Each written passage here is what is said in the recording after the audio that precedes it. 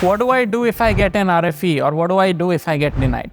Let me give a little bit of a longer explanation for this because I think it's important. The reason I stress actually having your ducks in a row when you file the initial case and not necessarily just leave things loose and just up in the air is because once you get an RFE, you can only reply to the RFE to support the facts that you have already made in your case. You cannot create new facts. Like, for example, let's say the officer has issued you an RFE saying that a certain press article that you have does not meet the bar of major press, right? So if that is RFE issued to you, you cannot get two other press pieces that have been published after you filed your case and then say that, hey, look, yeah, maybe you don't have the proof for that, but then consider these two new artifacts. You can't do that because that's known as presenting new evidence. You can only submit proof that supports your original evidence that you submitted, that you got the RFE for, which is why it's very important to make sure that you have all the ducks in a row since you can't submit a new evidence. Now,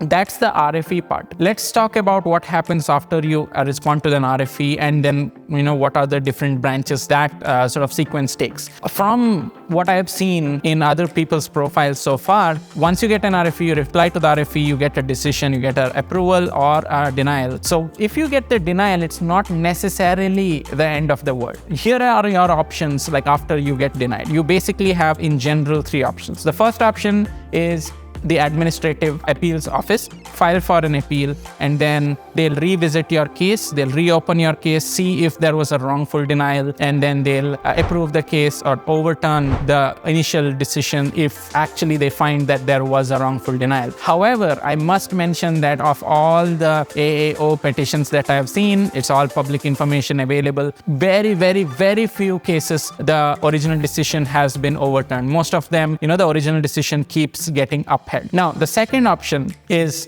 no surprise, learn from all the mistakes that happened in your original petition and refile the petition. A lot of people do this and gets approved because it's kind of a sign of you correcting course, giving, by that time you exactly know what the USCIS officer has found deficient, because one round of an RFE and one round of a denial notice is not necessarily a 2-page document. Each time it's about like a 10, 15, 20-page document that they detail out why exactly your case was deficient and why they are denying. So you know exactly what the deficiencies are, you fix those. Now you have a much more limited scope to work with and refile and get approved. I've seen cases like this as well. The third type is sometimes if the attorney feels that your case has been wrongfully denied in a way where it's like clear as night and day where it should have gotten approved, the thing they do is they litigate. They sue USCIS in federal court with your case. So then what happens is USCIS, generally speaking, again, this is all things, I'm not an attorney myself, so this is all things that I have learned and heard from the attorney community, speaking to them, seeing other friends go through this in their cases as well, where the attorneys sue USCIS in federal court, the federal court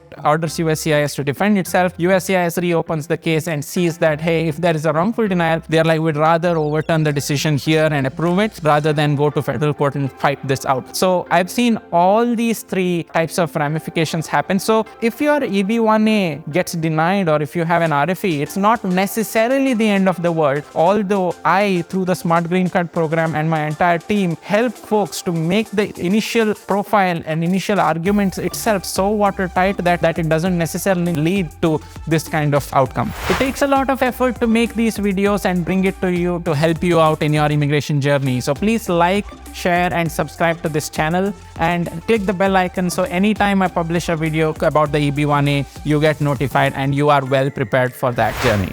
Am I eligible for the EB1A as is right now? How do I find out? And hey, I'm interested in the Smart Green Card program, but you have a couple different options. What do I choose? When do I need to start? Why do I need to get to the EB1A? How will the Smart Green Card program even help me? Find answers to all of these questions by grabbing time with me as part of the Decider plan. We've launched a whole new plan where you can literally find answers to all these questions that you have by joining a call with me, either on a group call or a one-on-one. So go to smartgreencard.com and find the Decider plan today.